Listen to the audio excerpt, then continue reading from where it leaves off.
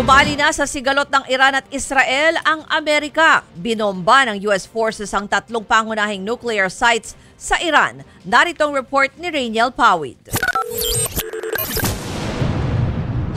Binalot ng makapal na usok ang lungsod ng Natanz sa Iran matapos ang surpresang airstrike. Ang gumawa niyan ang militar ng Amerika. Tatlong pangunahing nuclear sites ng Iran ang pinilay ng US forces. Kabilang na ang Fordow nuclear program. Ang aksyong yang kinumpirma ni US President Donald Trump. Pinadala raw nila ang B-2 bombers. Git niya success ang military operation na tuluyang na-wipe out ang mga nuclear site roon. Tinawag din niyang bully ng Middle East ang Iran. Our objective was the destruction of Iran's nuclear enrichment capacity and a stop to the nuclear threat posed by the world's #1 state sponsor of terror.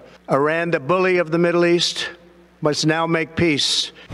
Nagpasalamat din siya kay Israeli Prime Minister Benjamin Netanyahu sa tulong ng Israel.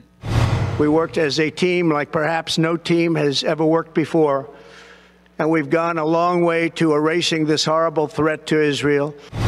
Si Netanyahu naman sinabing binago ang kasaysayan sa pag-atake ng Iran. Pero makalipas ang ilang oras na pambobomba ng Amerika, gumanti ang Iran at pinaulanan ng ballistic missile ng Israel.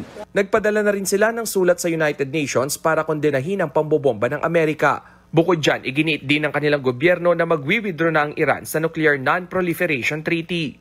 Kasunduan ito na naglalayong pigilan ang pagkalat ng nuclear weapon at pagtataguyod ng mapayapang paggamit ng nuclear energy. Naka-heightened alert naman na ang mga pulis sa Amerika matapos ang ginawang pag-atake.